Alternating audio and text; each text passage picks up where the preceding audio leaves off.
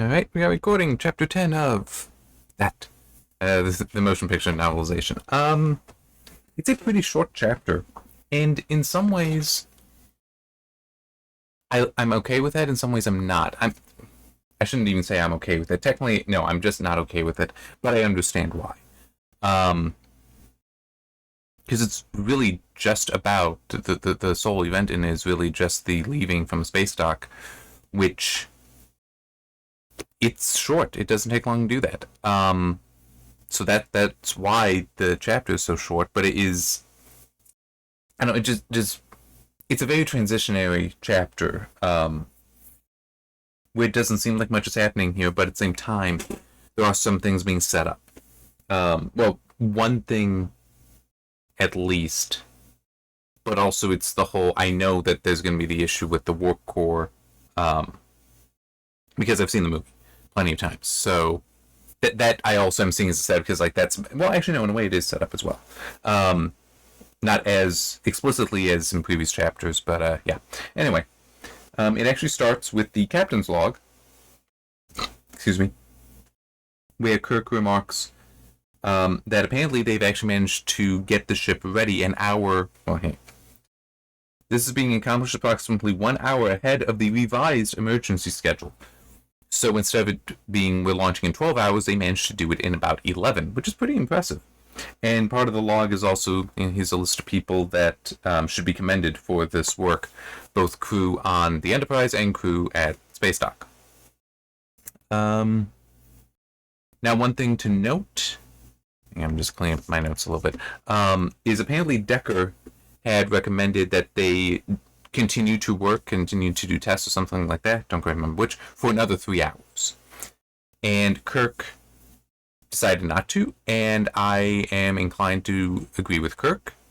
Not just because it's Kirk, but because his thinking is, we just beat this deadline. That's significant, and it's good for morale, and they've got momentum now. If we waited, intentionally now failing to meet the deadline in order to do these tests, that's going to hurt the morale. Now, I will grant that it would be appropriate to be like, no, we're not going to wait 3 hours, but get as much done as you can, okay? I can slow us a little bit. We gained an hour, so while we're moving, you can do stuff, but we can't pause and do this, dude. We do need to. It is one of those executive decision kind of things. No. We need to keep going. We can't stall. Okay, this is not. And I don't mean stalls and just put off. I mean stall more like an engine stalling, where it's like you had to go and then it just dies. And it's like, yeah, that would be a terrible situation. Even though yes, there will be an issue coming up that maybe they would have been able to avoid if they had waited. But it still is it's better to, in this situation, to push on regardless. Okay. We get, well, here, I'll just read the paragraph I highlighted. Although he had never served aboard a vessel with Kirk, this is Decker talking, he had wanted it badly enough as a young officer. Not even the memory of his own famous father, Commodore Matt Decker, could change the fact that Kirk was likely the finest ship captain in Starfleet's history. At least he had been the finest. Despite everything, Decker found himself hoping that it was still true. So this is the first time that we have had a reference made to Decker's father, who I've mentioned previously, that I've heard that the fact that Commodore Decker was in the Doomsday Machine, he died, Kirk lived, that is a point of animosity between them. So I'm assuming we're going to be getting that appearing before long because it's now been introduced. Excuse me.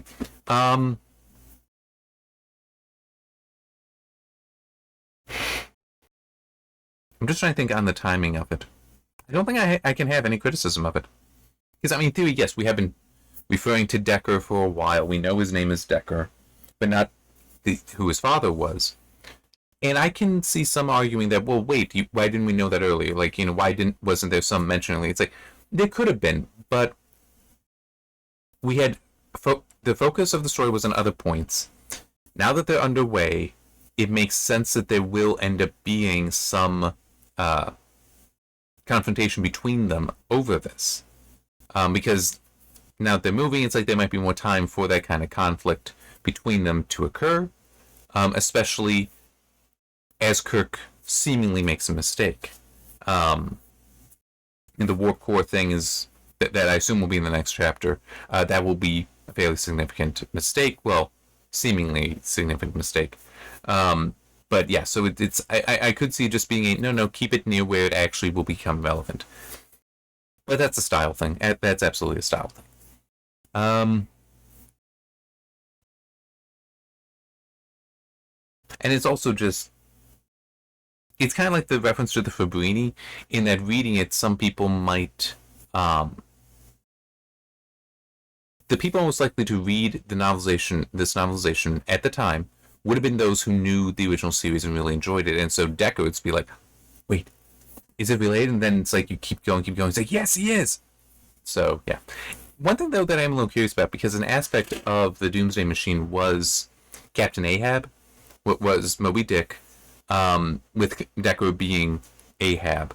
I mean, he also lost his mind because he lost his crew, but just the whole, the Doomsday Machine was his Moby Dick. He needed to do everything he could to destroy it, which also destroyed him then. So I do wonder if we will see that return in some way.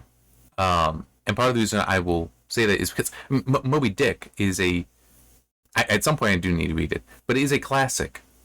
And you see Star Trek has used, I mean, it's Wrath of Khan.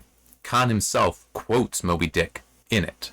Because that's exactly what's going on there. And then, of course, with First Contact, you again see Moby Dick brought up. In both cases, it's because they are, in part, telling the story of Moby Dick again, at least aspects of it. Which, by the way, that's fine. Anyone thinking that, no, it always has to be original stories. No, it doesn't. You're perfectly fine to... And this is one thing that I actually kind of appreciate. I think it's part of the reason why spoilers don't bother me that much. I mean, yes, there can be significant spoilers that can, but a lot of spoilers won't, just because it's fine. Now you're telling me it's a story I already know. How well is it being told? That still does count for a lot. So anyway,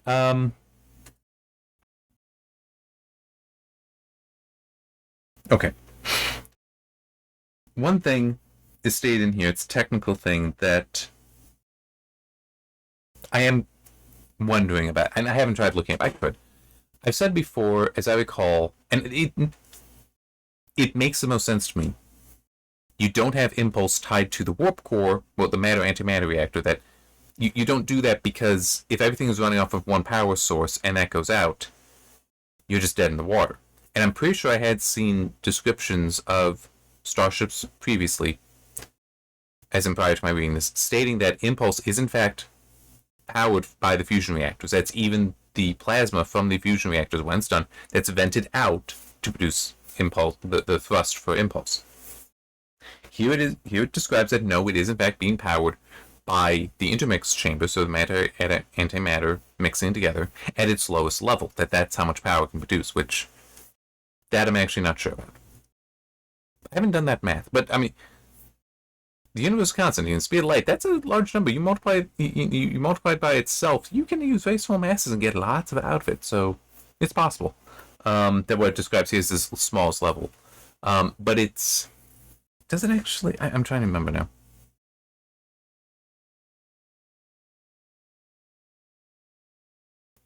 No, I'm not seeing anything. Because it is the issue of how's it actually producing the thrust. So for me, with the Catherinverse, I use opticals. Well, typically what I'm talking about are optical systems, because light does have momentum. It does also have pressure, but it's Newton's laws. Because if light's going that way with momentum, it's also pushing off that way. So you can use that for a thrust mechanism. And I like that because it allows a spaceship. I almost said starship. I'm not sure if that... Starships, to me, it seems that's a Star Trek concept. I'm not sure if mine would qualify. So, spaceships. But this way, a lot of it can just be electrical. By the way, there's more than one source of electricity on these ships typically. So, that diversification, like I just said, with the warp core, if that goes down and then you lose everything, like that's a bad design. I try to mitigate that. But yeah, having it all run on electricity is useful because for some of those ships, they basically have single purpose and they're not to go into war. You're not expecting issues to come up such that, oh, now we got to pull out the chemical rockets to get moving. It's like a warship, yes, would have backups, would have other systems, entirely other systems. Not my ships. Not the ones I'm typically talking about. So they're being electrical. But here, there's no real mention. Thrusters, it just said it uses something that apparently burns blue. So it is being ignited with... So some fuel's being ignited, and that's being used to move the ship around, which...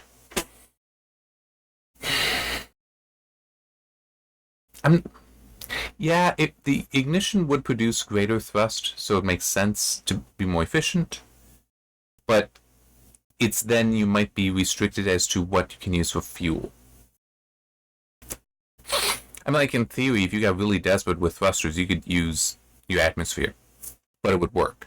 But yes, it is. There would be more power by igniting it, just like igniting a rocket. But obviously, they're much smaller. These maneuvering thrusters. Anyway, but going back to what I was saying, it's just possible that the idea of the fusion reactors powering impulse, not the warp core, not the warp reactor, and I am possibly messing that up, the warp core and warp reactor. But anyway, that may just be post TOS, essentially. But after this technology, it might be like a TNG and later. Because this is definitely the case that this should. Well, the Enterprise does have fusion reactors on it. If you ever watch, definitely in the movies, yeah, it won't be in the original series. You'll see screens that show circles, and there's like a square in the center and beams coming out like that, and just like that and going in. That's actually meant to be the a view of the fusion reactors where they are using a laser-based fusion system. So the fuel pellet is what's at the center, lasers being aimed in, hitting, causing the fusion. Yeah. I don't remember if you see those if you see that display in TNG or not, but the Galaxy class, the Enterprise D, does have multiple fusion reactors on there. But yeah, so moving forward from that, before I keep blathering on and make this video longer than it needs to be, there's one thing that it does bother me because it feels very inconsistent. So it's as they're actually leaving, and the sense of exhilaration and excitement that everyone is feeling, including Kirk. But there's another thought that occurs to Kirk. It made him feel uneasy as he remembered how many planet departures he had shared with them, Uhura and Sulu, and Chekhov, who all had their own grinning reactions that they're quite happy. Departures he had shared with them, and how little he had thought of that or of them during these past years. He wondered why, but he found it difficult to be philosophical and ecstatic at the same time. I really don't like that, because, as I said, it feels inconsistent. He has missed not having a ship to command for years. For these 3 years, it's been described that he has been certain to pay attention to the work being done on the Enterprise. He cares about this stuff. And so it's weird that it's oh yes, I really miss this, it's so important to me, I should never have taken this promotion to Admiral. But then at the same time, it's yeah, I've actually not thought at all about those things that I miss and love that I can no longer partake in. It's make up your mind. Yeah, it reminds me of the times, I think it was mainly with the Star Wars novelizations, where it felt like I was reading two different authors, where one wrote the odd chapters, the other wrote the even chapters, and just back, forth, back, forth, back, forth. Just pick one. So, yeah. And this... The funny thing is, I could believe that even without being a different author, that could kind of be what's going on here, in that this is a chapter that's definitely written and directly in the movie. Some of the other chapters, where there was more of the whole how Kirk was feeling, not in the movie. So it is possible that some of this is written to conform to the movie and some of it was written to explore what's going on, but consistency wasn't maintained. Um, I don't like this idea. I consider it inconsistent, so I don't like it. That I really missed this, but I also thought nothing about it. I mean, it's yeah.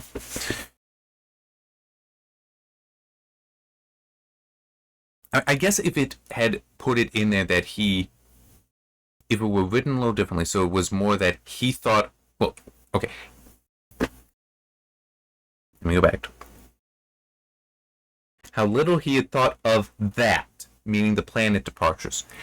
That's the thing where it's like, if it were just, I didn't think about them, then I could actually understand. Yes, that does kind of make it sound like he's a bad person, not thinking about his friends. But I mean, at least with that, he's just thinking about, I miss being in the center seat. I miss the feeling on my body as the ship excels. I miss the image there. It's like, I get that. That makes sense. That he would focus in on that and not think about the people around him, the people that shared that moment with him, and he with them. I mean, it's like that I can understand as just, they were party to it, not the thing itself. So I can see that being the line there. But that's not the case here, because how little he thought of that, planned departures, or of them. It's like, him forgetting about them is one thing, because it can be one of those things where you move on with your life, you're busy, you even if you want to check in with people in your past, even those that you were just with, you might forget, just because you've moved on, they've moved on. That happens. And there's no one's fault kind of thing. It's just is what it is. But yeah, he should still be caring and missing this a planet departure like that. So, and it's also, it's going to be interesting when I go back through A Letter from Catherine, because an aspect of that is it had been months since Roman, that's main character. I know I've talked about Roman when I've talked about the story. It's like, he's the main character of the book. I'm sorry, I don't know if it's a little bit of dust in my eye or like an eyelash in there, but it's very annoying. But he actually was effectively grounded. His ship was more rebuilt than the Enterprise, potentially. Well, yeah, I would still say that. Because the Enterprise was being refit. His ship was actually rebuilt. Right? I mean, so much damage was done. It was rebuilt, not just, oh yeah, we're going to do upgrades. A lot of upgrades were also done. But in any case, it was out of commission for months, so he was grounded for months. And there's actually a fair amount in the story of him alone on the ship, but just feeling the exhilaration and feeling I'm finally back where I'm supposed to be. Piloting a ship, piloting my ship. Moving through the magnificence of existence, the magnificence of the universe, the awe of it all. Finally having that again where it is my own eyes that I'm seeing it with. So,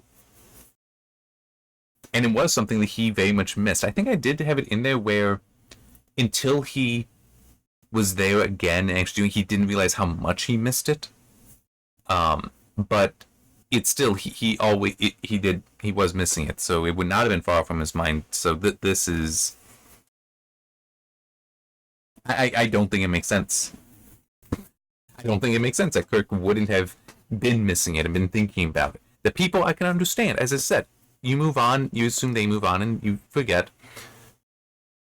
But yeah, yeah. All right, so yeah, the next chapter will be interesting, because I'm pretty sure that's when we will have the warp core issue. We may then, either in that chapter or the next chapter, have Spock arrive. And my guess is it will be the first time that we might have Decker and Kirk fight. Oh, certainly in private. Now that we've got it primed that his father was Commodore Decker, that maybe we will start having that animosity appear in the next chapter, because this will be the first seemingly mistake by Kirk.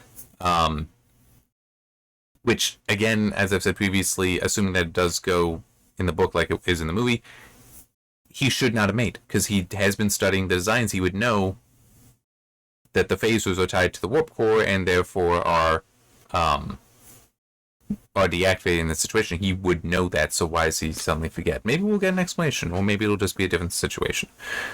We shall find out next time, and I'll see you then.